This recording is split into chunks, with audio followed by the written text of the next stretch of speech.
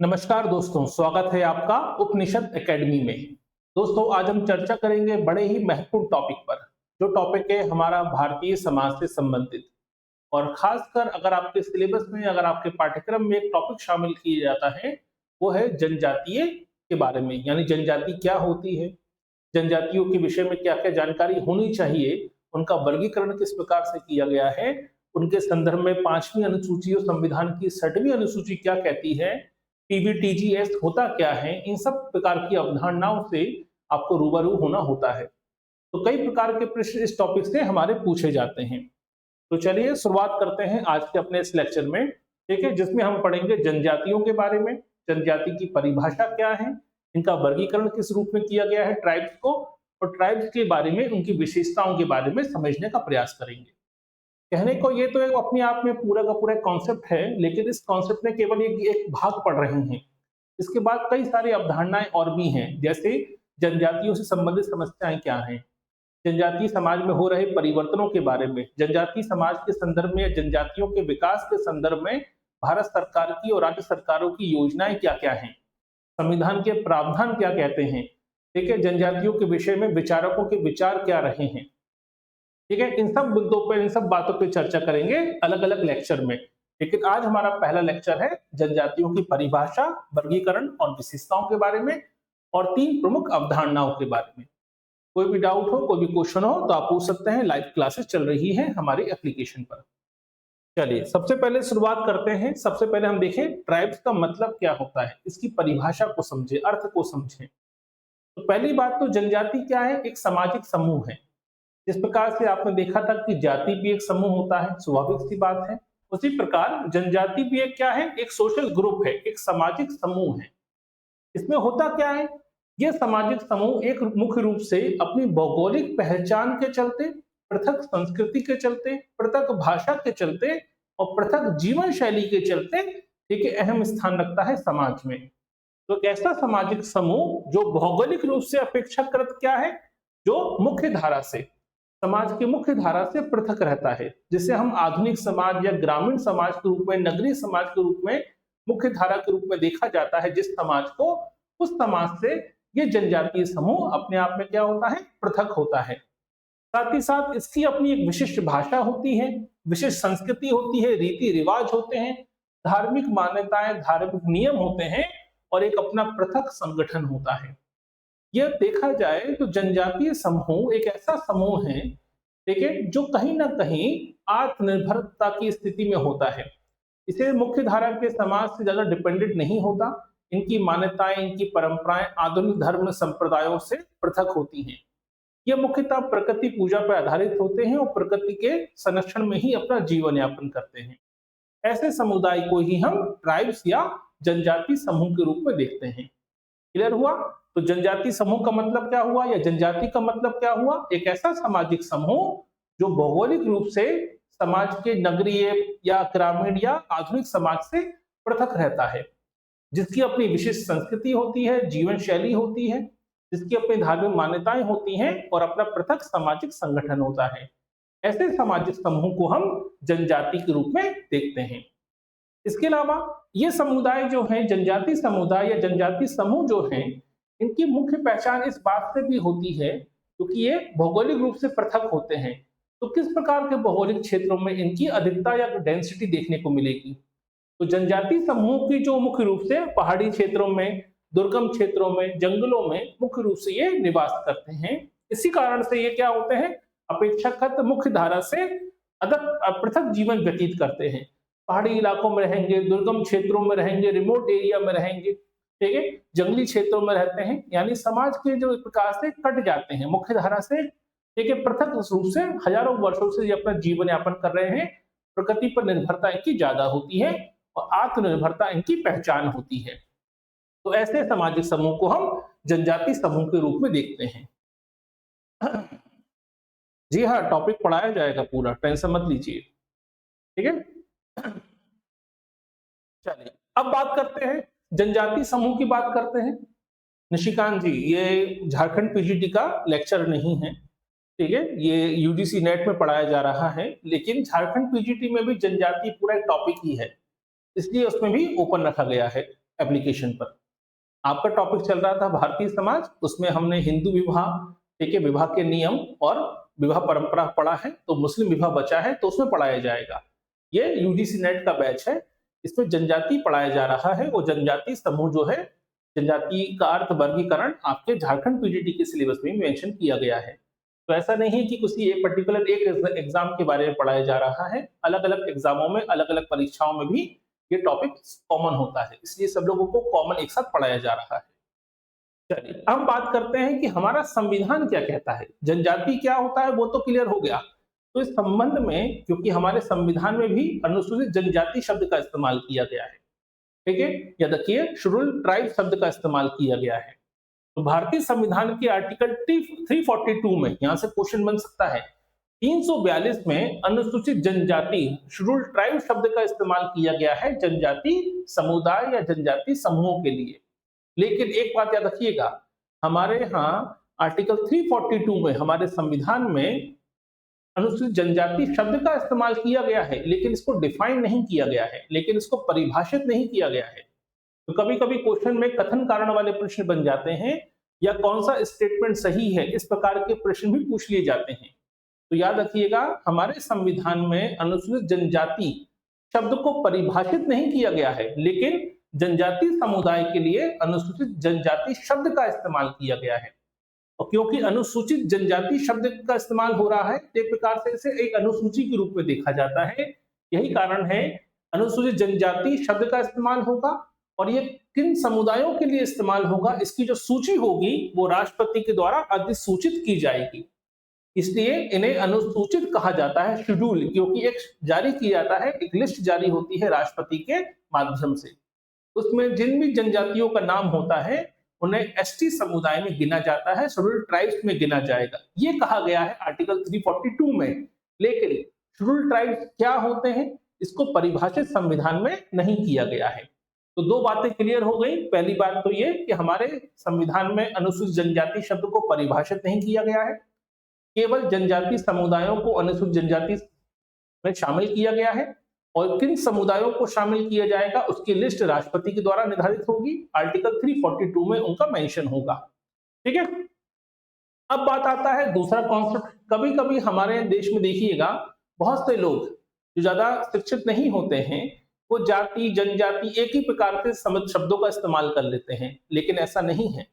जनजाति और cast, tribe और कास्ट में जमीन आसमान का अंतर है। जनजाति जाति से भिन्न होती है, क्योंकि जाति भारतीय सामाजिक व्यवस्था का आधार है, जनजाति नहीं है। जनजाति तब से है जब तक आर्य भारत में नहीं आए थे, ठीक है, वैदिक सभ्यता भी भारत में विकसित नहीं हुई थी, तब से ट्राइब्स रह रही हैं भारत में। गोंड आदिवासी, संथाल आदिवासी, भील आदिवासी, बैगा है, कोरकू है, ये तब से रह रहे हैं जब भारत में वैदिक सभ्यता का आगमन भी नहीं हुआ था। इसलिए जनजाति अलग है, जाति अलग है। जाति भारतीय हिंदू समाजी व्यवस्था का आधार है, जनजाति नहीं। जनजातियां अपने आप में क्या है, एक स्वतंत्र सामाजिक इकाई के रूप में देखी जाती हैं। तो इस बात को डिफरेंस याद कर लीजिएगा। बहुत से लोग कभी कभी कंफ्यूज हो जाते हैं और एक ही प्रकार के शब्दों का इस्तेमाल करने लगते हैं। इसके अलावा जनजाति की एक महत्वपूर्ण विशेषता ये होती है कि वो दुर्गम इलाकों में रहते हैं, ठीक है, बीहड़ इलाकों में रहते हैं, और कहीं ना कहीं रिमोट एरिया में, दुर्लभ क्षेत्रों में रहते हैं। तो फिर करते क्या है, जीवन यापन कैसे होता है, ये बड़ा मायने रखता है। तो कहीं ना कहीं प्रकृति पर निर्भर है। तो वो कुछ जनजातियां ऐसी हैं जो परंपरागत कृषि प्रणाली के माध्यम पे अपना जीवन यापन करती हैं, बहुत सी खानाबदोश हैं, बहुत सी जनजातियां ऐसी जो शिकार पर निर्भर हैं, बहुत सी जनजातियां ऐसी हैं जो झूम कृषि पर निर्भर हैं। झूम कृषि क्या होता है, जब हम जनजाति अर्थव्यवस्था को पढ़ेंगे तो डिटेल पढ़ने को मिलेगा झूम कृषि होती क्या है, ठीक है। और बहुत बड़ी आबादी जनजातियों की वनोपज पर निर्भर है, क्योंकि प्रकृति और वन और जंगल ही उनका आय का मुख्य साधन होते हैं, इसलिए। ठीक है, तो क्लियर हुआ यहाँ तक। तो ट्राइब्स के बारे में इतनी इंफॉर्मेशन आपके पास होनी चाहिए। कोई भी डाउट हो, कोई भी क्वेश्चन हो तो पूछिए। चलिए अब हम बात करते हैं, जनजातियों की बात होती है तो कभी कभी ये प्रश्न बनता है। अभी हम पूरी विशेषताएं पढ़ेंगे, अभी तो हम जनजाति हैं क्या उसको समझने का प्रयास कर रहे हैं। तो जनजातियों की जब हम बात करते हैं तो उसमें एक महत्वपूर्ण भूमिका आती है, क्या हम इन्हें हिंदू में शामिल करें कि मुस्लिम में शामिल करें, सिख माने कि ईसाई माने, जैन माने कि बुद्धिस्ट माने, इनका किस प्रकार के धर्म के रूप में देखें इनको, क्योंकि भारत में लोगों को समाज को जाति में बांटने की आदत है या फिर हम लोगों को धर्म में बांटने की आदत होती है। तो फिर जनजातियों को किस आधार पर बांटा जाए, क्योंकि कास्ट सिस्टम में तो बातें नहीं है, स्वाभाविक सी बात है। यही कारण है कि हमारा जो धर्म है उसमें भी शामिल नहीं किया जाता। जनजातियां अक्सर किस रूप में देखी जाती हैं, प्रकृति पूजा, ठीक है, प्राणवाद, या हम जिसको प्रकार से माना भी कहा जाता है, टोटमवाद, पूर्वजों की पूजा, इस तरीके से अपने रूप में पहचानी जाती हैं। तो जनजातियों को आप कभी भी हिंदू या मुस्लिम या किसी भी धर्म में बांध नहीं सकते, वो मुख्यतः प्रकृति पूजा पर निर्भर रहती हैं। इसके अलावा एक महत्वपूर्ण परिभाषा आती है रॉल्फ लिटन की। रॉल्फ लिटन का नाम आपने कई बार पढ़ा होगा परिस्थिति और भूमिका वाले टॉपिक में। तो रॉल्फ लिटन ये कहते हैं कि जनजाति राजनीतिक रूप से एक संगठित समाज है जिसके सदस्य समान संस्कृति, समान भाषा और समान क्षेत्र साझा करते हैं। अब देखिए कितनी महत्वपूर्ण परिभाषा है रॉल्फ लिटन की। रॉल्फ लिटन ने जनजातियों को एक राजनीतिक रूप से संगठित समाज माना है। हमारी मानसिकता क्या होती है, ट्राइब्स हैं, जंगलों में रहती हैं, ठीक है, अर्धनग्न अवस्था में रहती होंगी, ठीक है, अशिक्षित हैं, जाहिल होंगे, ठीक है, बड़े ही बेहूदे होंगे या मुख्य धारा से कटे हुए हैं, तो ज्यादा कोई साइंटिफिक सोच नहीं होगी उनकी, हम इसी दृष्टिकोण से देखते हैं। लेकिन देखिए ज्यादातर जो अध्ययनकारी हैं, मानव शास्त्री हैं, उन लोगों ने जनजातियों को आधुनिक समाज से भी विकसित माना है। जनजाति एक ऐसा संगठित समाज होता है जो एक समान भाषा, संस्कृति और क्षेत्र को साझा करते हैं। इस परिभाषा में कहीं पे भी जनजातियों को एक हीन भावना से देखने का या उन्हें पिछड़ा बनाने की लक्षण हमें दिखाई नहीं देते। जीएस घुरिये साहब क्या कहते हैं, वो कहते हैं कि भारतीय जो जनजातियां हैं ये हिंदू समाज की जातियों से पूर्णतः पृथक नहीं है, याद रखिए, बल्कि ये प्राचीन काल से हिंदू संस्कृति से प्रभावित रहे हैं। यही कारण है कि आपने देखा होगा क्वेश्चन पूछा भी जाता है कि जनजातियों को पिछड़ा हिंदू किसने कहा है, तो पिछड़ा हिंदू किसने कहा था, जीएस घुरिये साहब ने कहा था। तो जीएस घुरिये साहब उस मानसिकता से नहीं निकल पाते हैं। वो कहीं ना कहीं मान के चलते हैं कि कास्ट सिस्टम था और कहीं ना कहीं जो जनजातियां हैं वो भी कास्ट सिस्टम का ही हिस्सा रही हैं, सनातन परंपरा का हिस्सा रही हैं, हिंदू धर्म से प्रभावित रही हैं, इसलिए इनको पिछड़ा हिंदू कह दिया। ठीक है, क्लियर यहां तक। यानी वो जनजाति समाजों को सनातन परंपरा से या हिंदू समाज से पृथक नहीं आंकते, बल्कि ऐसे हिंदू मानते हैं जो सनातन परंपरा में पिछड़ गए हैं, पीछे रह गए हैं, और पिछड़ा हिंदू कहकर उनको संबोधित करते हैं। कौन, जीएस घुरिये। तो यहां से भी क्वेश्चन हमारा पूछा जा सकता है कि जनजाति समाजों को या जनजातियों को पिछड़ा हिंदू किसने कहा है, भारतीय जनजातियों को जीएस घुरिये साहब ने कहा है। तो हम जनजातियों के संबंध में, ठीक है, अध्ययन करेंगे, और भी कई सारी चीजें हैं, जनजातियों की राजनीतिक संगठन कैसा होता है, ठीक है, अर्थव्यवस्था कैसी होती है, ठीक है, तो कई सारे पहलू उभर कर सामने आएंगे। ठक्कर बापा का नाम भी उभर कर सामने आएगा, जिन्हें आदिवासियों का मसीहा कहा जाता है। अब बात आती है जनजातियों की विशेषताओं की। तो परिभाषा क्लियर हो गई, जनजातियों का अर्थ क्लियर हो गया, और किस संदर्भ में हमारे समाज में उल्लेखित किया गया है जनजाति समाजों को, जनजातियों को, यह भी हमने जानने का प्रयास किया। कोई भी डाउट हो, कोई भी क्वेश्चन हो तो पूछ लीजिए। ठीक है, चलिए अब आगे बढ़ते हैं कि जनजातियों की विशेषताएं क्या है। बड़ा सामान्य सा प्रश्न बन जाता है कभी कभी परीक्षाओं में। तो पहली विशेषता यह है कि जनजातियां भौगोलिक रूप से पृथक रहती हैं, यानी जंगलों, पहाड़ों और दूरस्थ क्षेत्रों में निवास करती है, रिमोट एरिया में निवास करती हैं। ठीक है, तो ये पहली विशेषता है। दूसरी विशेषता, सामूहिक जीवन होता है। जनजाति समाजों में एक संयुक्तता की भावना होती है, सामूहिकता की भावना होती है, हम की भावना होती है। यहाँ पर कोई निजी संपत्ति, ये मेरा है और मैंने हासिल किया, इस प्रकार की सोच नहीं होती। वो हर चीज संसाधनों पर सामूहिक एक अधिकार की दृष्टि से देखा जाता है। तीसरा, सांस्कृतिक विशिष्टता। हर जनजाति की अपने विशिष्ट त्योहार होते हैं, नृत्य होता है, वेशभूषा होती है, भाषाएं होती है, परंपराएं होती हैं। मॉडर्न सोसाइटी में तो कहीं ना कहीं आजकल एक रूपता देखने को मिलती है। दिल्ली में कोई एक व्यक्ति टी शर्ट पहना हुआ है तो हो सकता है बेंगलुरु में भी वही रंग की, वही डिजाइन की टी शर्ट आपको पहना हुआ व्यक्ति मिल जाएगा। लेकिन ट्राइबल में ऐसा नहीं होता। ट्राइब्स में खान पान से लेकर, पहनावे से लेकर, भाषा से लेकर, सांस्कृतिक मूल्यों से लेकर कहीं ना कहीं विविधता अधिक देखने को मिलती है। विशिष्टता अधिक देखने को मिलती है। इसके अलावा भाषाई पहचान, हर जनजाति की अपनी एक विशेष भाषा होती है, हर जनजाति के अपने विशेश प्रतीक होते हैं जिनके माध्यमों से संवाद किया जाता है या संचार संप्रेषण किया जाता है। इसके अलावा हर जनजाति में देखा जाए तो एक आर्थिक व्यवस्था होती है।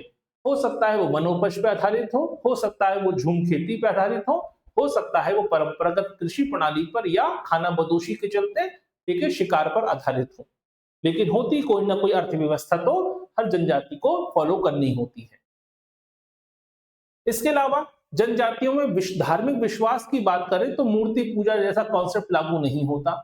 हमारे वेदों व शास्त्रों में क्या लिखा है, पुराणों में क्या लिखा है, धार्मिक ग्रंथों में क्या लिखा है, इस प्रकार का धर्म या इस प्रकार का व्यक्ति पूजा निर्भर नहीं करती।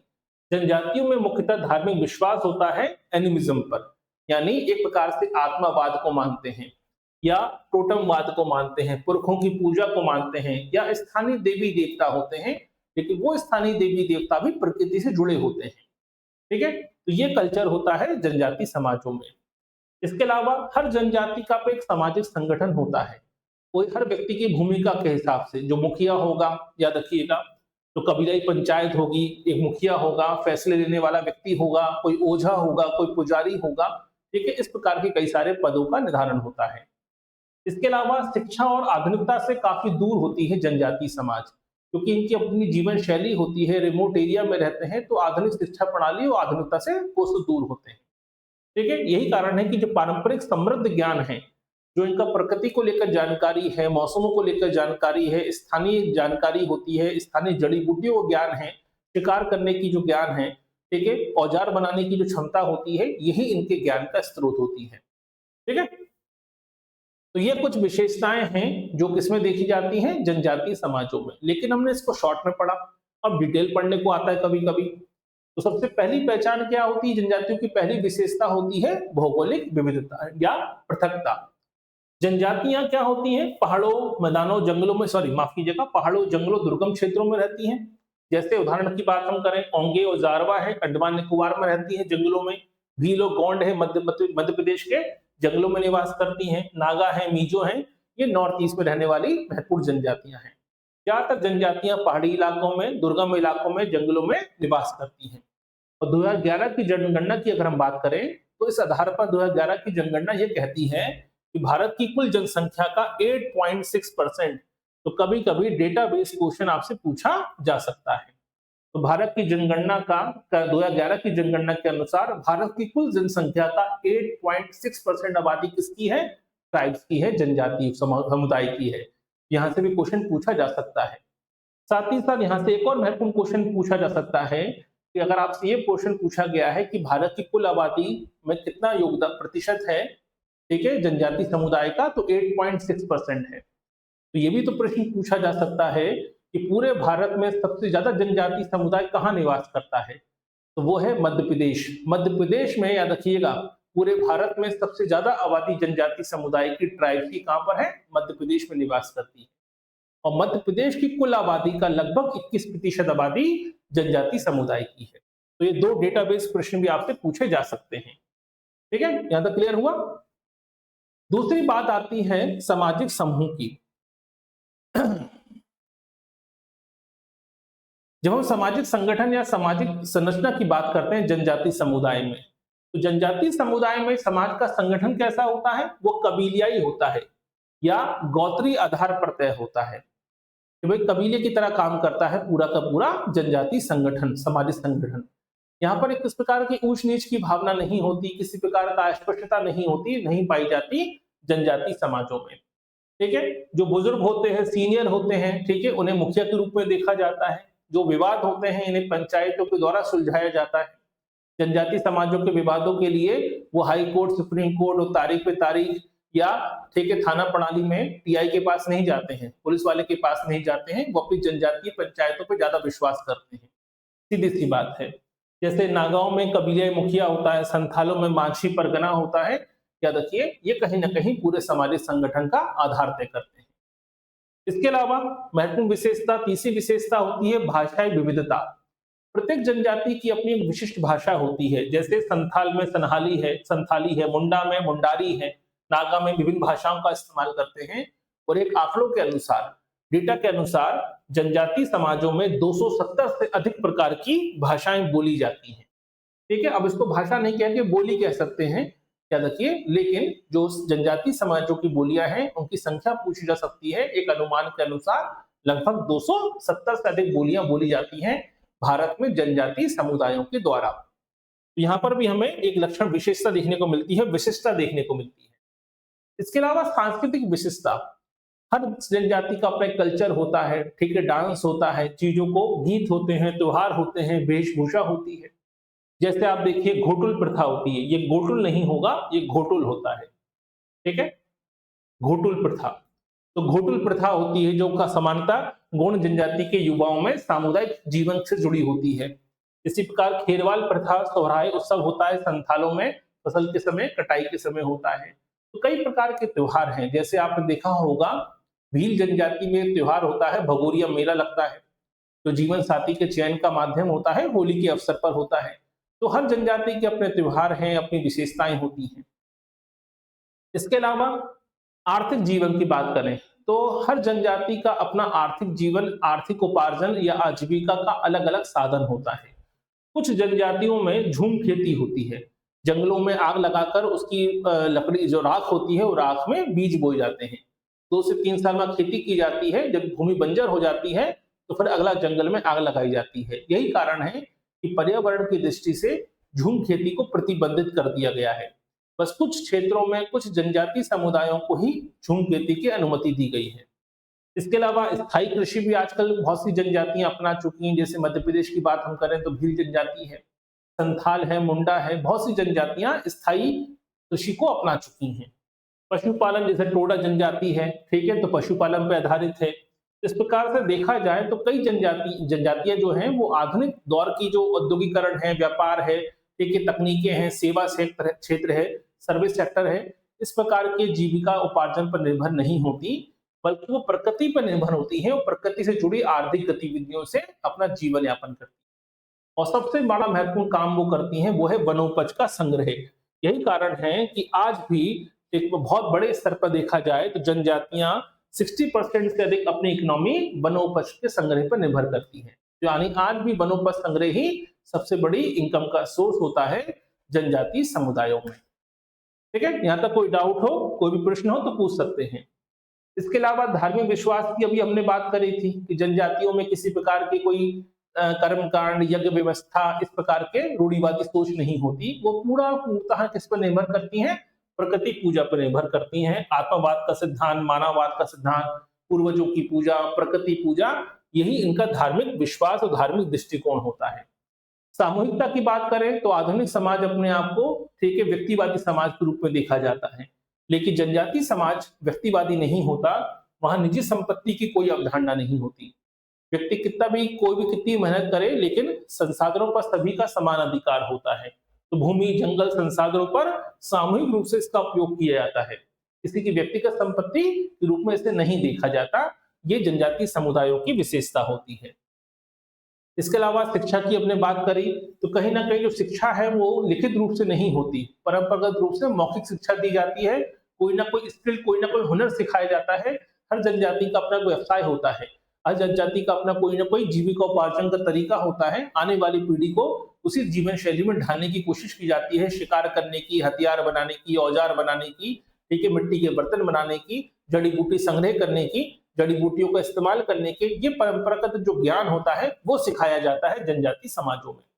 यही कारण है कि आज भी अगर हम देखें जनजातीय समाजों में साक्षरता दर 59% है, जबकि भारत की साक्षरता 74% है, लेकिन जनजातीय समाजों में साक्षरता दर आज भी 59% बनी हुई है। ठीक है, कोई दिक्कत इसमें?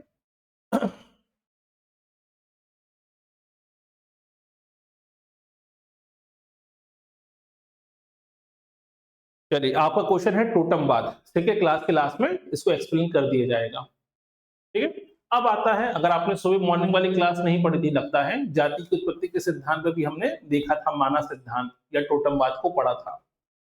चलिए, राजनीतिक संगठन की बात करें तो हर जनजाति का अपना पारंपरिक शासन प्रणाली होती है। जैसे भाई शहरी समाजों में या मॉडर्न सोसाइटी में डेमोक्रेसी होती है, ग्राम पंचायत होती है, नगर पालिका है, विधायक होते हैं, एमएलए होते हैं, राज्य सरकार होती है, केंद्र सरकार होती है। इसी प्रकार जनजातीय समाजों में ऐसा नहीं होता।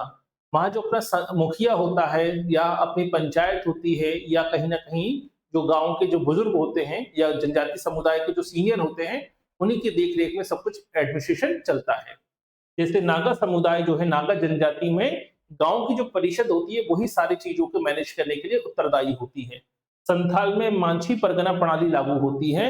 इसी प्रकार भील समाज में जो मुखिया होता है, उसकी जो पंचायत होती है, बस वही सारे फैसले लेती है। उसी बेसिस पे सारा एडमिनिस्ट्रेशन, सारा प्रशासन संचालित होता है। ठीक है, तो ये थी जनजातीय समाजों की, जनजातीय समुदाय की विशेषताओं के बारे में। अब आते हैं जनजातियों का वर्गीकरण कैसे किया गया है। ठीक है, क्योंकि हमारा पेपर ऑब्जेक्टिव है, एमसीक्यू बेस है, तो हम डिटेल में पैराग्राफ में नोट्स नहीं बनाने हैं। बहुत आसान टॉपिक है, क्योंकि वर्गीकरण जो किया गया है उसके आधार अलग अलग हैं। सबसे पहला आधार है भौगोलिक आधार पर कैसे वर्गीकरण किया गया है भारत में जनजातियों का। यहाँ से जोड़ी मिलाने वाले क्वेश्चन पूछे जा सकते हैं, तो नोट्स को भी उसी फॉर्म में बनाया गया है। जैसे उत्तर और मध्य भारत की जनजातियां, जिसमें भील, गोंड, संथाल, मुंडा, बैगा आती हैं। जैसे नॉर्थ ईस्ट में पूर्वोत्तर राज्यों की जनजातियां नागा है, मिजो है, गारो, खासी है। ठीक है, दक्षिण भारत में टोडा है, कोटा है, चेंचू है, कुरमा है। अंडमान निकोबार में ओंगे है, जराव है, सेंटलीज है, शैंपियन है। ठीक है, इसका एक पूरा चार्ट मैं आपको पढ़ा दूंगा भारत में, भारत के मैप पर, ताकि याद हो जाएगा कौन सी जनजाति कहाँ रहती है। लेकिन भारत में भौगोलिक आधार पर जनजातियों को 4 भागों में बांटा गया है। उत्तर और मध्य भारत की जनजातियां, पूर्वोत्तर भारत की जनजातियां, दक्षिण भारत की जनजातियां और हमारे जो अंडमान निकोबार की जनजाति रहती हैं उनके बारे में। तो भौगोलिक आधार पर इस तरीके से वर्गीकरण किया गया है। कभी कभी एक क्वेश्चन पूछ लिया जाता है कि भारत की सबसे बड़ी जनजाति कौन सी है। तो भारत की सबसे बड़ी जनजाति है गोंड जनजाति। और सेकंड नंबर में कौन सी आती है? सेकंड पे आती है भील जनजाति। ऐसे प्रश्न भी पूछे जा सकते हैं, यानी पूरे भारत में सबसे बड़ा जनजाति समूह कौन सा है? वो है गोंड जनजाति। ठीक है, चलिए अब आते हैं, ये तो हो गया किसके आधार पर? भौगोलिक आधार पर। दूसरा आता है वंश के आधार पर या प्रजाति आधार पर। याद रखिएगा, जैसे निग्रो की बात करें तो निग्रो जनजाति जो है, ट्राइब्स हैं, वो कहाँ रहती हैं? अंडमान निकोबार द्वीप समूह में पाई जाती हैं, जिसमें ओंगे है, जारवा है, सेंटलीज है, शैंपियन है। ये सब निग्रो समुदाय में आती है, निग्रो प्रजाति में आती हैं। ठीक है, ऑस्ट्रिक की बात करें तो संथाल है, मुंडा है, हो है, ब्रो है, ये सब क्या है? ये आपके ऑस्ट्रिक परिवार की जनजातियां मानी जाती हैं। इसके अलावा द्रविड़ की बात करें तो कोटा है, गोंड है, ठीक है, कुरुम्बा है, ये सभी गोंड प्रजाति से, ये समाप्त कीजिएगा, द्रविड़ प्रजाति से जुड़ी हुई जनजातियां मानी जाती हैं। मंगोलाइट की बात करें तो नॉर्थ ईस्ट की जो अधिकतर जनजातियां हैं वो मंगोलाइट समुदाय की मानी जाती है, मंगोलाइट ग्रुप की मानी जाती हैं, जिसमें नागा, मिजो, गारो, खासी, जैंतिया अधिकतर जनजातियां नॉर्थ ईस्ट में मंगोलाइट प्रजाति समूह से जुड़ी हुई हैं। ठीक है, तो यही कारण है कि आज भी, लेकिन हाँ, ये वर्गीकरण वैज्ञानिक नहीं माना जाता। ये वर्गीकरण तो एक प्रकार से देखा जाए तो इसमें विवादास्पद है, क्योंकि पारंपरिक अध्ययनों में इसका उल्लेख मिलता है हमें कि भाई जो हमारे ब्रिटिश शासन के समय, रीजले के समय भी ऐसा हुआ, और भारत में ब्रिटिश शासन ने भी कहीं ना कहीं इसी तरीके से चीजों को बांटने की कोशिश करी थी, लेकिन इसे सही देखा जाए तो सही तरीके से नहीं माना जाता। ठीक है, वैज्ञानिक दृष्टि से यह वर्गीकरण उचित नहीं माना जाता। अब आता है भाषाई आधार पर। तो भाषाई आधार पर कैसे वर्गीकरण किया गया है? तो सबसे पहले आती है ऑस्ट्रिक भाषा, यानी जो ऑस्ट्रिक परिवार की जनजातियां हैं उनसे जुड़ी हुई भाषाओं को बोलने वाली जनजातियां हैं, जैसे मुंडा है, संथाली है। द्रविड़ परिवार से जुड़ी भाषा जो होती हैं उसको बोलने वाली जनजातियों को कोलामी, गोंडू, कुरिक, ये सब क्या है? तिब्बती और वर्मी जो भाषा से जुड़ी जनजातियां हैं, जैसे नागा है, मिजो है, अपातानी है। इंडो आर्यन परिवार से जुड़ी जो जनजातियां हैं, जैसे भील हैं, थारू हैं। तो ये भाषा के आधार पर वर्गीकरण किया गया, यानी वर्गीकरण जो किया गया है इसको पैराग्राफ में मत पढ़िएगा। भौगोलिक आधार पर कैसे वर्गीकरण किया गया है, भाषा के आधार पर कैसे वर्गीकरण किया गया है, प्रजाति के आधार पर कैसा वर्गीकरण किया है, प्रश्न यहां से पूछा जा सकता है। ठीक है, कोई दिक्कत इसमें? अब आता है आर्थिक आधार पर। आर्थिक आधार का मतलब क्या हुआ कि भाई जनजातियों की, हर जनजाति का अपना जीविका उपार्जन का तरीका अलग अलग होगा। हर जनजाति अलग तरीकों से अपना इकोनॉमी को क्रिएट करती है, इकोनॉमी को संचालित करती है। तो जैसे बहुत सी जनजातियां ऐसी हैं जो शिकारी हैं, जो कहीं ना कहीं वनोपज के संग्रह पर निर्भर रहती हैं, खाना बदोश हैं, जैसे बिरो हैं, ओंगे हैं। बहुत सी जनजातियां ऐसी हैं जो झूम कृषि पर आधारित हैं, जिसको हम स्थानांतरित खेती कहते हैं। वैसे तो बहुत सीमित कर दिया है सरकार ने आजकल इसे, जैसे नागा है, मीजो है, गारो है। ये वो जनजातियां हैं जो झूम कृषि कृषि पर निर्भर होती हैं, ना कि परंपरागत कृषि प्रणाली पर। तीसरी वो जनजातियां हैं जो इकोनॉमिक रूप से एग्रीकल्चर पर ही डिपेंडेंट हैं, जैसे गोंड है, संथाल है। ऐसी जनजातियां जो पशुपालक पर ही डिपेंड हैं, जैसे दक्षिण भारत में टोडा है, ये गाय और भैंस पालते हैं बड़े पैमाने पर। इसके अलावा बहुत सी जनजातियां अब ऐसी उभर कर सामने आई हैं जो औद्योगिक मजदूर के रूप में काम करती हैं, खनन क्षेत्रों में, माइनिंग इलाकों में काम करती हैं, खासकर मध्य प्रदेश में, उड़ीसा में, झारखंड में और छत्तीसगढ़ के इलाकों में। ठीक है, तो आपकी किस प्रकार की इकोनॉमी है उसके बेसिस पर भी जनजातियों का वर्गीकरण किया गया है, लेकिन ये वर्गीकरण भी वैज्ञानिक नहीं है। अब ऐसा नहीं है कि सारी शिकारी जनजातियां हैं तो सभी इसमें क्षेत्र में आने वाली सब केवल शिकार ही कर रही होंगी। मौसम के हिसाब से भी काम चलता है, क्लाइमेट के बेसिस पे भी चलता है, और कहीं ना कहीं बहुत सी जनजातियां ऐसी हैं जो कृषि में उत्पादन में कमी आती है तो दूसरी तरफ की ओर शिफ्ट हो जाती हैं, वनोपज संग्रह करने लगती हैं। हो सकता है कि भाई बहुत सी जनजातियों में पुरुष एग्रीकल्चर से जुड़े हुए हैं और महिलाएं वनोपज संग्रह से भी जुड़ी हुई हैं। ठीक है, अब आता है सांस्कृतिक आधार पर किस प्रकार से बांटा गया है।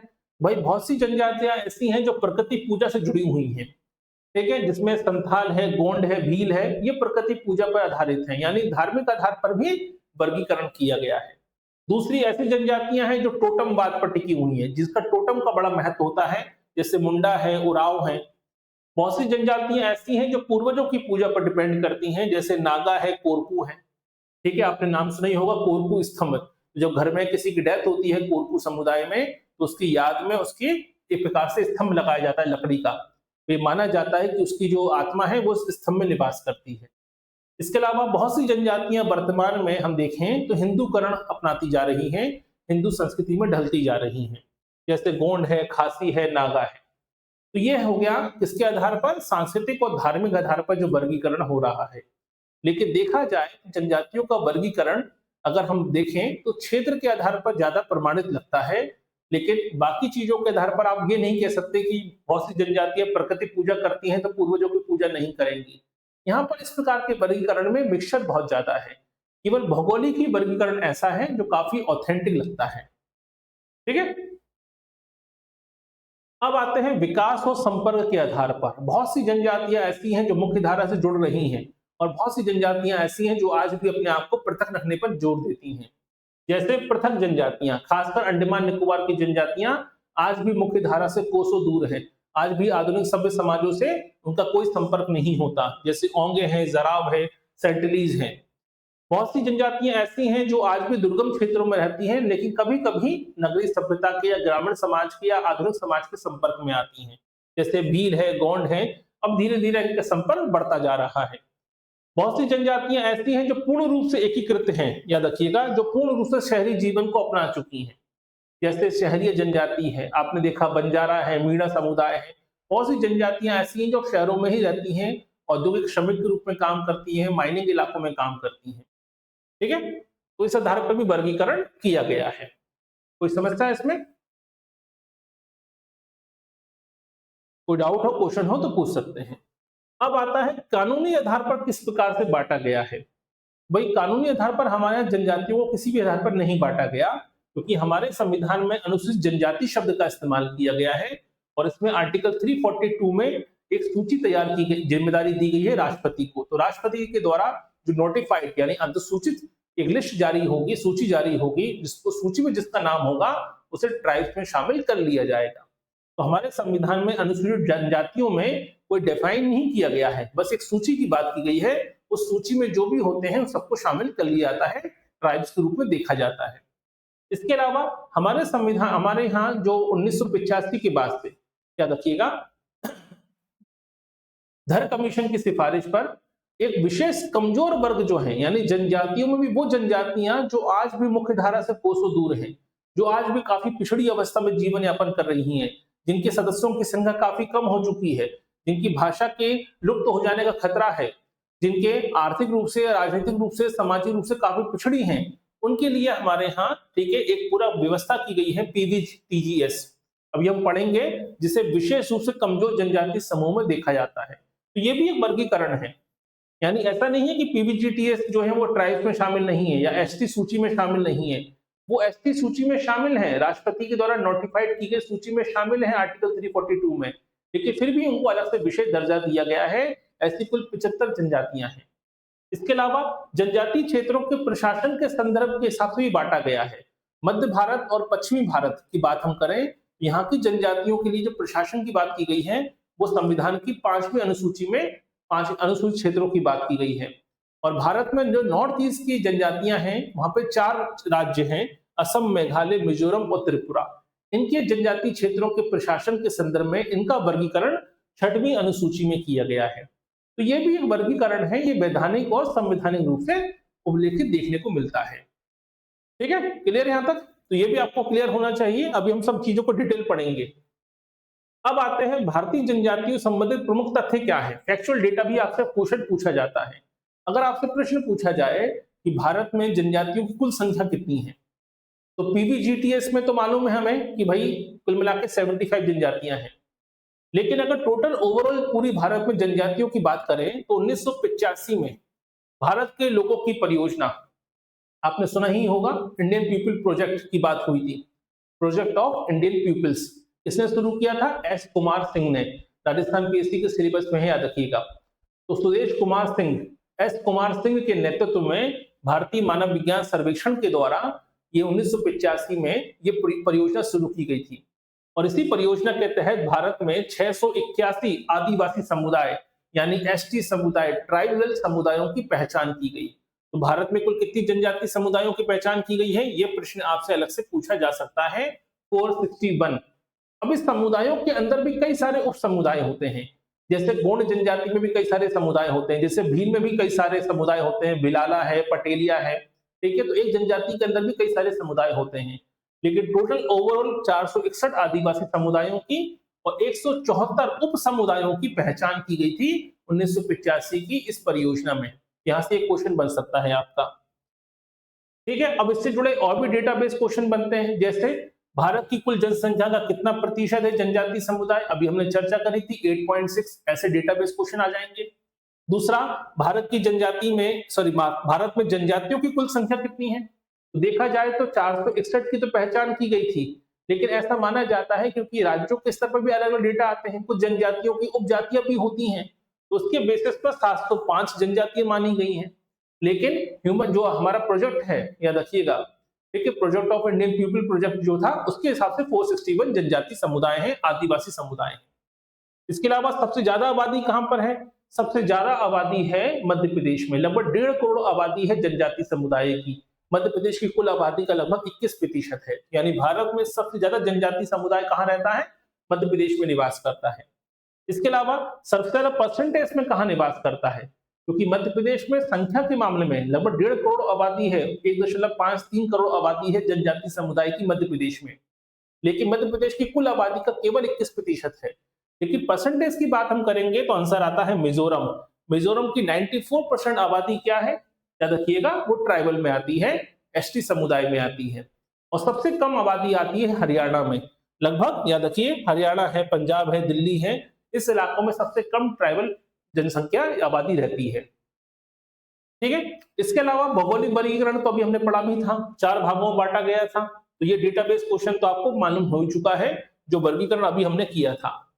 इसके अलावा संवैधानिक प्रावधानों में 342 में हम जानते हैं कि एक अनुसूची जारी की जाती है, नोटिफाई किया जाता है एसटी समुदायों को, याद रखिएगा। लेकिन उनके अधिकारों की बात आती है तो कौन कौन से अनुच्छेद हैं, यहां से क्वेश्चन बनेगा। इन सबको चारों को याद कर लीजिए, जोड़ी मिलाने वाला प्रश्न यहां से पूछा जा सकता है। तो संविधान का आर्टिकल 15(4) और 16(4) के अंतर्गत एसटी समुदाय यानी जनजाति समुदायों के शैक्षणिक और रोजगार के संदर्भ में आरक्षण का प्रावधान किया गया है। 244(1) के अंतर्गत 5वीं अनुसूची में मध्य भारत की जनजातियों का उल्लेख किया गया है और मध्य भारत की जनजातियों के प्रशासन का उल्लेख किया गया है और विशेष सुविधाएं दी गई हैं, विशेष क्षेत्र निर्धारित किया गया है। आर्टिकल 242 सेक्शन 2 के अंतर्गत छठवीं अनुसूची में नॉर्थ ईस्ट के 4 राज्यों की जनजातियों के संदर्भ में एक स्वायत्तता क्षेत्र की स्थापना का प्रावधान किया गया है कि इनको ऑटोनोमस का दर्जा दिया गया है। आर्टिकल 275 के अंतर्गत जनजातीय क्षेत्रों के प्रशासन के लिए केंद्र सरकार अलग से अनुदान देगी जिन राज्यों में ये जनजातियां निवास करती हैं। तो केंद्र द्वारा राज्यों को दिए जाने वाले अनुदानों का उल्लेख किया गया है जनजातियों के प्रशासन के इनके विकास के संदर्भ में। कौन से आर्टिकल में? 275 में। तो डेटाबेस क्वेश्चन, जोड़ी मिलाने वाले प्रश्न यहां से सॉल्व हो सकते हैं, अच्छे से पढ़ के रख लीजिएगा। ठीक है, फिर अब आते हैं बात करते हैं हम पीवीटीजीएस की।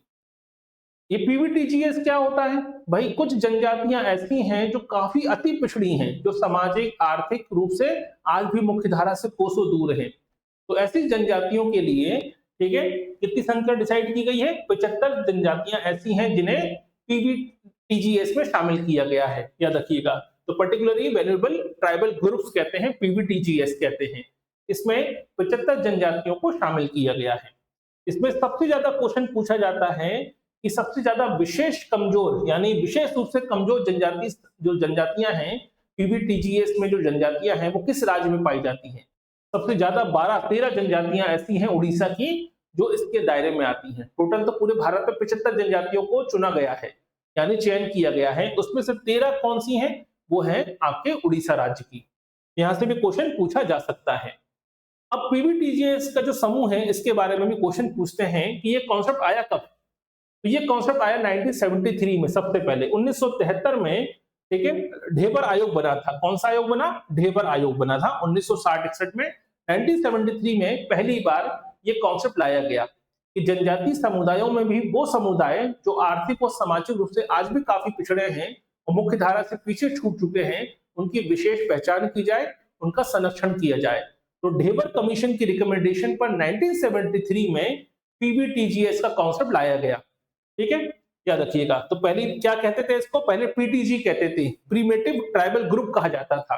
देखिए 2006 में ये नाम बदलकर पीवीटीजीएस कर दिया गया। तब से लेके आज भी हम पीवीटीजीएस कहते हैं और 75 जनजातियों को इसमें शामिल किया गया। यहीं से क्वेश्चन बनता है कि पीवीटीजीएस का जो कॉन्सेप्ट है कब आया? 1973 में आया। किसकी रिकमेंडेशन पे आया? ढेबर आयोग की सिफारिश पर आया। अब किसी भी जनजाति को पीवीटीजीएस का दर्जा कब मिलेगा? विशेष रूप से कमजोर जनजाति का दर्जा उसे कब मिलेगा? यह क्वेश्चन बन सकता है और पेपर थोड़ा टफ हो सकता है। तो पहला कॉन्सेप्ट, पहला जो मापदंड है, पहला जो कहीं ना कहीं कैटेगरी बांटने का तरीका है वो क्या है? सबसे पहली बात तो ये, ऐसी जनजाति जो पूर्व औद्योगिक तकनीक पर आधारित है, यानी आज भी जीविका झूम खेती से या शिकार पर डिपेंडेंट है। पहली चीज तो ये हो गई। दूसरा, ऐसी जनजातियां जहां पर साक्षरता दर बहुत कम हो या फिर शिक्षा का अभाव हो। तीसरा, इनकी संख्या बहुत कम हो और तेजी से घट रही हो। चौथा, स्वास्थ्य सेवाएं और आधुनिक सुविधाओं से ये जनजातियां वंचित हों। और पांचवा, मुख्य धारा से समाज से ये अलग थलग हों। अगर ये सारी विशेषताएं किसी जनजाति में है, ये सारे लक्षण किसी जनजाति में है, तो उसे आप माफ कीजिएगा पीवीटीजीएस में शामिल किया जाएगा। ठीक है, कितनी जनजातियों को शामिल किया गया है पीवीटीजीएस में? कुल मिलाकर 75। सबसे ज्यादा कहां की हैं? 13 जनजातियां हैं उड़ीसा की। ऐसे क्वेश्चन पूछे जाने वाले संभावनाएं ज्यादा होती हैं। तो बनेंगे पेपर बहुत ही सिंपल, याद रखिएगा। जी हाँ मनोज जी, स्क्रीनशॉट नहीं होता है। ठीक है मनोज जी, स्क्रीनशॉट अलाउ नहीं है एप्लीकेशन पर। अब आता है पीवीटीजीएस के उदाहरण। कभी कभी क्वेश्चन पूछा जा सकता है, खासकर झारखंड में, उड़ीसा से संबंधित राज्यों की परीक्षाओं में। ठीक है, तो जैसे झारखंड में आपको मालूम होना चाहिए, असुर है, बिरो है, मालपाड़िया है। मध्य प्रदेश में बैगा है, सहरिया है, कमार है, अबूझ माड़िया है। ये वो जनजातीय इलाके हैं, जनजातीय क्षेत्र हैं जिन्हें पीवीटीजीएस में शामिल किया गया है। ठीक है, क्यों शामिल किया गया? आधार क्या है? किसकी रिकमेंडेशन पे शामिल किया गया? टोटल कितनी है? ये कॉन्सेप्ट कब लाया गया था? 2006 में। नाम कब चेंज किया गया? इस प्रकार के प्रश्न आपके पास होने चाहिए। इसके अलावा इसमें प्रावधान क्या किया गया है? तो पीवीटीजीएस को एसटी की तरह ही आरक्षण और संवैधानिक अधिकार दिए गए हैं। पहली बात तो ये है ही एसटी समुदाय, तो इसको अलग से तो कोई प्रावधान मिलेंगे नहीं। जो भी प्रावधान एसटी समुदाय को मिलेंगे वो भी पीवीटीजीएस को मिलेंगे। साथ ही साथ इनके लिए विशेष योजनाएं चलाई जाती हैं जो एसटी समुदाय से अलग हटके होती हैं, जो केवल विशेष रूप से कमजोर जनजातियों के लिए ही चलाई जाती हैं।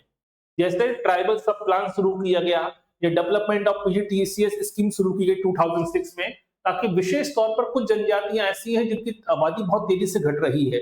अगर उन जनजातियों को अच्छी स्वास्थ्य सेवाएं नहीं मिली, उनको भरपेट भोजन नहीं मिला, उनको आधुनिक शिक्षा व्यवस्था प्राप्त नहीं की गई या उनकी मातृत्व दर में सुधार नहीं किया गया, तो हो सकता है वो विलुप्त होने की कगार पर पहुंच जाएं। इसलिए विशेष तौर पर अलग से योजनाएं भी चलाई जाती हैं। ठीक है, क्लियर है यहां तक? अब आती है बात जनजातीय क्षेत्रों के प्रशासन की। जब भी जनजातीय क्षेत्रों के प्रशासन की बात आएगी तो दो मुद्दे बड़े उभर कर सामने आते हैं, 5वीं अनुसूची और 6वीं अनुसूची।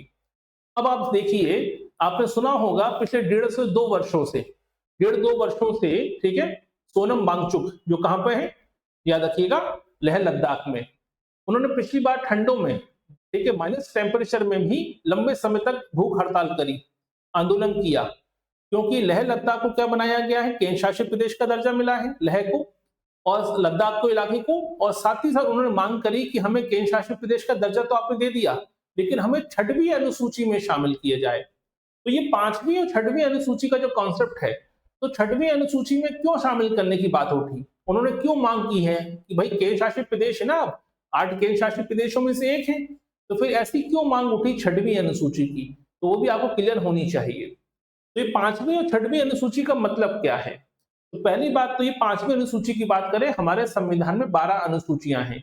5वीं अनुसूची बनी है मध्य और पश्चिमी भारत के, जो पश्चिमी भारत है और जो सेंट्रल इंडिया की जनजातियां हैं, जनजाति बहुल क्षेत्र हैं, उनके प्रशासन के संदर्भ में जनजातियों को विशेष अधिकार दिया गया है, उनके संदर्भ में कुछ ऑटोनोमस या कुछ विशेष प्रावधान किए गए हैं 5वीं अनुसूची के अंतर्गत।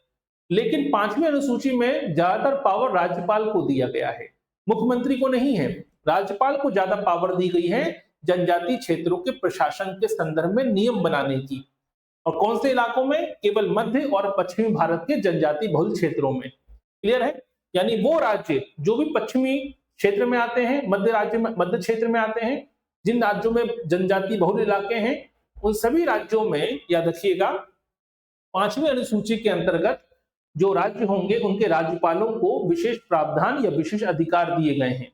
जैसे झारखंड है, उड़ीसा है, छत्तीसगढ़ है, मध्य प्रदेश, आंध्र प्रदेश, तेलंगाना, राजस्थान, गुजरात और महाराष्ट्र। इन राज्यों के जो राज्यपाल हैं, इनके लिए विशेष पावर दी गई है इनको जनजातीय क्षेत्रों के प्रशासन के संदर्भ में। ठीक है, यहाँ पर राष्ट्रपति क्या करते हैं? राष्ट्रपति इन क्षेत्रों को अनुसूचित क्षेत्र की घोषणा करेंगे और उनमें परिवर्तन कर सकते हैं राष्ट्रपति, याद रखिएगा। तो 5वीं अनुसूची में जो भी राज्य आएंगे, उन राज्यों के जनजाति बहुल क्षेत्रों का निर्धारण कौन करेंगे?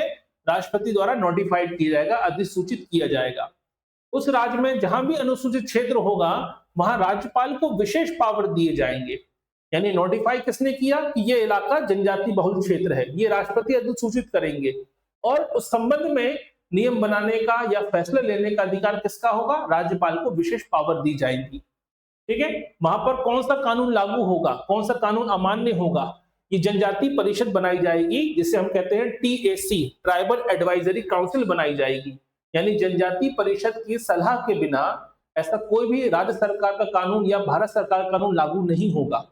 तो जब तक राज्यपाल को भी अगर कोई फैसला लेना है तो राज्यपाल भी पहले टीएसी से बैठक करेंगे, ट्राइबल एडवाइजरी काउंसिल की बैठक होगी। उस जनजाति क्षेत्र में अगर कोई कानून लागू करना है या अमान्य करना है या घोषित करना है इन संदर्भ में, तो केवल चीफ मिनिस्टर के या विधानसभा के कानून पास कर देने से वो कानून उस राज्य के उस क्षेत्र में लागू नहीं हो पाएगा जब तक कि टीएसी और राज्यपाल ना चाहें। तो ये जो प्रावधान है ये किया गया है 5वीं अनुसूची के अंतर्गत। ठीक है, अब बात आती है 6वीं अनुसूची की। 6वीं अनुसूची क्या कहती है? ये बात करती है केवल नॉर्थ ईस्ट के राज्यों पर लागू होती है। तो जो पूर्वोत्तर भारत के जनजातीय क्षेत्र हैं उसके केवल 4 राज्य, यहीं से क्वेश्चन बनता है 6वीं अनुसूची में कितने स्टेट शामिल हैं? याद रखिए 4, असम, मेघालय, त्रिपुरा, मिजोरम। ये केवल 4 राज्यों के इलाकों में लागू होती है। यहाँ पर देखा जाए तो 5वीं अनुसूची के जो पावर थे वो किसको मिले हुए थे? वो मिले हुए थे राज्यपाल को। लेकिन 6वीं अनुसूची में पूरे पावर किसको मिलते हैं? पूरे पावर मिलते हैं एडीसी को। एडीसी मतलब ऑटोनोमस डिस्ट्रिक्ट काउंसिलिंग को, यानी जिस इलाकों में इन 4 राज्यों के जनजातीय क्षेत्र जो होंगे, जनजाति बहुल क्षेत्र होंगे, उन्हें ऑटोनोमस का दर्जा मिल जाता है, उन्हें स्वायत्त जिला परिषदें बनाई जाती हैं, ऑटोनोमस डिस्ट्रिक्ट काउंसिल बनाई जाती हैं, और ये परिषद तय करेंगी, वहां की विधायी, वहां की न्यायिक और कार्यकारी शक्तियां इन परिषदों के पास होती हैं। यानी वहां पर कोई न्यायिक फैसला लेना है, वहां पर भूमि का बंटवारा करना हो, संपत्ति विवादों को सुलझाना हो, कोई कानून बनाना हो, ये सारी परिषदें ऑटोनोमस होती हैं नॉर्थ ईस्ट के इन 4 राज्यों के जनजाति बहुल इलाकों में।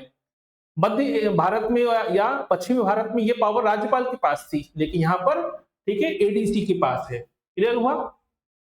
यही अपने जीविका उपार्जन, स्थानीय परिषद, शिक्षा, स्वास्थ्य, सारे फैसलों के संदर्भ में सारे फैसले लेने का अधिकार इसी एडीसी को होता है।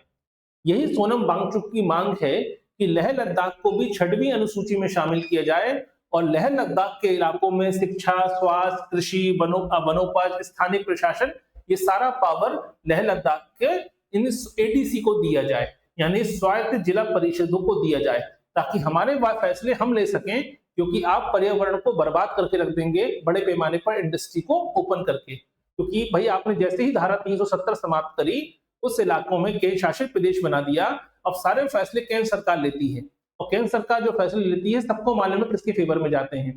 तो ऐसे में ऐसा ना हो जाए कि वहां पे आप बड़े बड़े इंडस्ट्री या माइनिंग इलाकों को देखते हुए पूरे ग्लेशियर को बर्बाद कर दें, पूरे वहां के इकोसिस्टम को बर्बाद कर दें।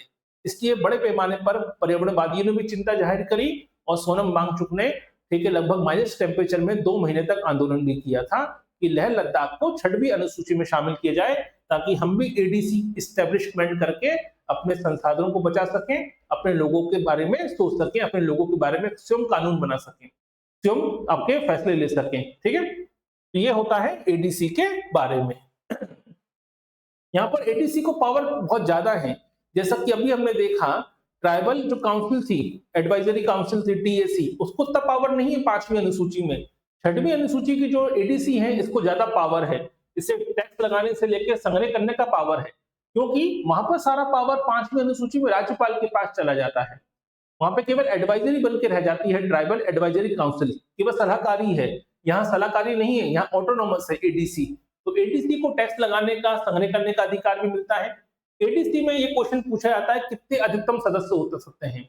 तो 6वीं अनुसूची के 4 राज्यों के जनजाति बहुल इलाकों में जो एडीसी बनती है, उस एडीसी में अधिकतम, हर एक एडीसी की बात हो रही है, अधिकतम 30 सदस्य हो सकते हैं, जिसमें से 26 तो निर्वाचित होंगे, यानी वो 26 उसी जनजातीय क्षेत्रों से द्वारा निर्वाचित किए जाएंगे, और 4 जो होंगे वो मनोनीत किए जाएंगे, ठीक है, राज्य सरकार के द्वारा, राज्यपाल के माध्यम से। इस तरीके से नॉर्थ ईस्ट के इन 4 राज्यों में जनजाति बहुल इलाकों का प्रशासन संचालित होता है। ठीक है, यही कारण है कि लंबे समय से मांग उठती रही 6वीं अनुसूची में शामिल किए जाने की। यहाँ तो कोई समस्या? अब कभी कभी थोड़ा बेसिक डिफरेंस भी आपको मालूम होना चाहिए 5वीं और 6वीं अनुसूची का, क्योंकि दोनों ही टॉपिक जुड़े हुए हैं इससे, ट्राइबल से, यानी जनजाति समाज से। तो पहली बात तो 5वीं अनुसूची कहाँ बनती है, इसको शामिल किया जाएगा, मध्य और कहीं ना कहीं पश्चिमी भारत के जनजातीय समुदायों को शामिल किया गया है, और 6वीं अनुसूची में नॉर्थ ईस्ट के राज्यों को शामिल किया गया है। 5वीं अनुसूची में कौन कौन से राज्य शामिल होते हैं ये आपको मालूम होना चाहिए, और 6वीं अनुसूची में 4 राज्य शामिल होते हैं, ये भी आपको याद होना चाहिए।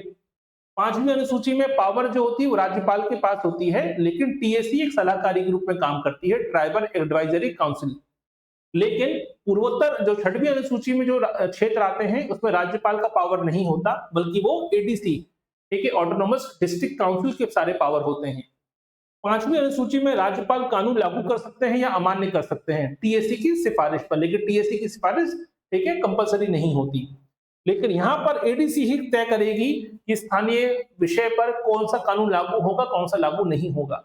यानी यहाँ पे आता है कौन, असम, और असम की सरकार विधानसभा कोई कानून पास कर दे तो वहां के जनजातीय इलाकों में जो एडीसी होगी वो तय करेगी कानून लागू होगा कि नहीं होगा। राज्य सरकार के विधानसभा में कानून पास करने से कुछ नहीं होता, इतनी पावर मिलती है एडीसी को। तो 5वीं अनुसूची में जनजातियों की भूमि और संस्कृति की रक्षा के लिए बनाया गया है, ताकि उनकी संपत्ति, उनका कल्चर बचा रहे। और 6वीं अनुसूची को बनाया गया है, जनजातियों को आत्मशासन देने का अधिकार दिया गया है कि आप अपना स्वायत्तता के साथ अपना शासन खुद कीजिए, क्योंकि नॉर्थ ईस्ट में लंबे समय तक विवाद रहा है। याद रखिएगा, वो विवाद एकदम समाधान नहीं हो सकता था, तो धीरे धीरे ऑटोनोमस का दर्जा दिया गया। ठीक है, ये काम ऐसा ही है।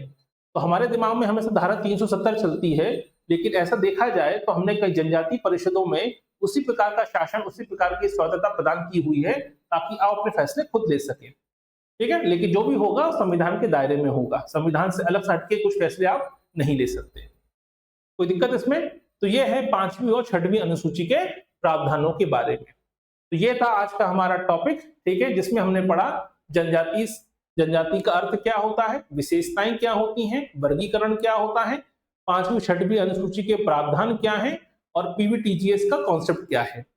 ठीक है, अगर इतना आपने जानकारी पढ़ी हुई है, अच्छे से नोट्स बना लीजिए, पेपर गलत बाहर नहीं निकलेगा, अच्छे से तैयारी करेंगे तो, क्योंकि नोट्स बनाना बड़ा मायने रखता है और हम जो पढ़ रहे हैं वो कितना कंपाइल है, यानी कितना संक्षिप्त रूप से हम पढ़ रहे हैं, वो कितना ऑथेंटिक है, वो महत्वपूर्ण होता है।